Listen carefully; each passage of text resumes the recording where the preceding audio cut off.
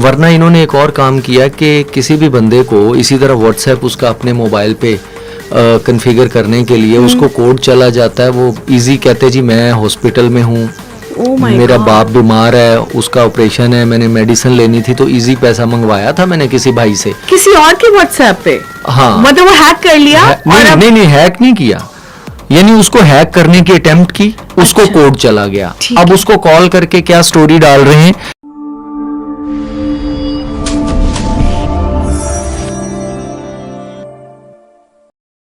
बिल्कुल ऐसा ही है। और कितने अजीब किस्म के टैक्टिक्स को फॉलो किया जा रहा है। पिछले दिनों मुझे एक कॉल आती है और साहब ने मुझे कहा कि जी आपको एक पासवर्ड आया होगा, अब वो पासवर्ड मुझे शेयर करें। तो मैंने उससे पूछा रीज़न क्या है, तो उसने मुझे कहा कि आपने एक फॉर्म फिल किया, ये जो पिछले दिनों कोविड-19 का वो आई गेस कुछ चल रहा था हुकूमत की तरफ से, आपको मुझे स्टिल नॉट रिमेंबर कि क्या था कि अगर आपको हुकूमत कुछ पे करती है आपको कि आप अपना वक्त अच्छा गुजार सकें, आपके फाइनेंशियल क्राइसिस चल रहे हैं, तो वो मैंने फॉर्म कहीं फिल किया था या नहीं किया था, स्टिल नॉट रिमेंबर कि मैं क्यों करूँगी।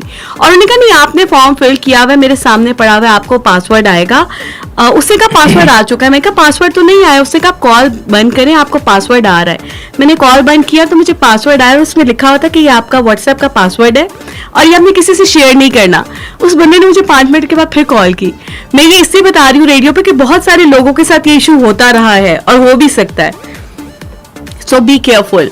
तो मैंने उसे कहा कि भाई ये तो व्हाट्सएप का पासवर्ड है और ये मैं तुम्हें क्यों दूँ, उसमें तो लिखा हुआ आ रहा है कि मतलब नहीं कर सकते। और सडनली मैंने उसे कहा कि आपको पता है कि आप यहाँ किस नंबर पे कॉल कर रहे हैं और किसको कर रहे हैं। मैं कहा आपका नंबर तो ट्रेस हो चुका है, ट्रैक हो चुका है, अब मुझे नहीं पता आपने जो भी कहानी खेली है ये अब आपके ऊपर तो बिल्कुल उल्टी पड़ जाएगी। और सडनली उसने कॉल काट दी। मैं अभी उसको बता रही थी कि नंबर ट्रैक पे जा रहा है और ये वो, तो मैं हैरान हूं कि लोग ऐसे भी करते हैं। आपके एक व्हाट्सएप को हैक करने के लिए वो आपका पासवर्ड मांग रहा है और उसको मांगने के लिए उसने कितनी स्टोरी बिल्ड की है। लोग दे भी देते हैं।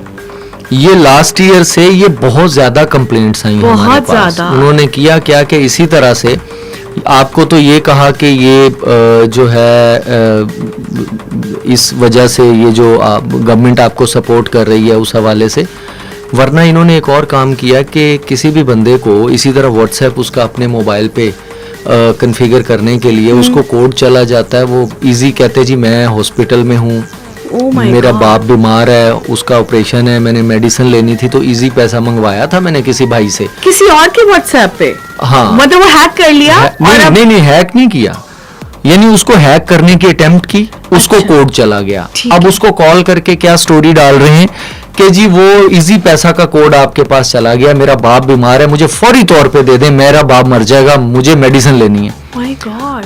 और बंदा इन गुड फेथ, बंदा कहता है कि यार ऐसा ही होगा, कोई खाना खा रहा है, कोई फैमिली के साथ है, वो बॉदर ही नहीं करता कि लंबा, क्योंकि ऐसी बात जो करेगा वो जाहिर है बिल्कुल बंदा वो उसको कोड दे देता है, वो बाद में पता चलता है उसके व्हाट्सएप का कोड था। Oh my God. अब ये तो आप अपने हाथ से दे रहे हो ना, ये लोगों को ये अवेयरनेस के लिए बड़ा जरूरी है। आसिफ मेरे घर के पीटीसीएल के नंबर पे कॉल आती है और ये हर 3 महीने के बाद कोई ना कोई अटेम्प्ट करने की कोशिश करता है और वो मेरी मदर को फोन करके कहता है कि आप मुझे अपना बैंक अकाउंट नंबर बताएं, वेरिफिकेशन के लिए स्टेट बैंक ऑफ पाकिस्तान से आपको कॉल की जा रही है। तो मेरी मदर ने मुझे बताया कि कॉल आ रही थी, जैसे ही घर के बंदे को बुलाकर पकड़ाया तो कॉल कट गई। तो रीजन ये थी कि अब मुझे ये समझ नहीं आई कि स्टेट बैंक अगर कॉल करता है तो ऑपरेटर की कॉल पहले आनी चाहिए। देखिए स्टेट बैंक कॉल करेगा ही नहीं आपको, ठीक है, इवन दूसरे जो बैंक्स हैं वो भी आपको कॉल करके डाटा नहीं ले सकते। एग्जैक्टली ये बताएं लोगों को अच्छा कि कॉल करके कॉल पे डाटा आपने वेरीफाई नहीं करवाना, ठीक है। और इवन कभी पहले तो ये होता था कि मोबाइल से कॉल आ गई या किसी पीटीसीएल के नंबर से कॉल आ गई और कह दें जी हम स्टेट बैंक या फलां बैंक से बात कर रहे हैं।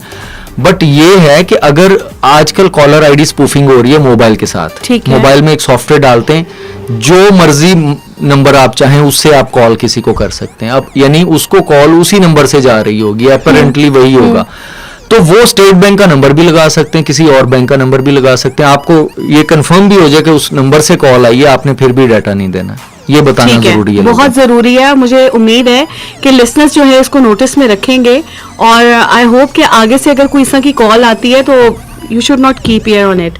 अभी चलते हैं नेक्स्ट ट्रैक की जानिब, देखते हैं कि आसिफ इकबाल साहब ने कौन सा नेक्स्ट ऐप जो है वो लाइन अप करवाया है और वो हम डेडिकेट करेंगे अपने आज के गेस्ट को। चलते हैं ट्रैक की जानिब, कहीं मत जाइएगा, मस्त FM 103 सुनते रहें।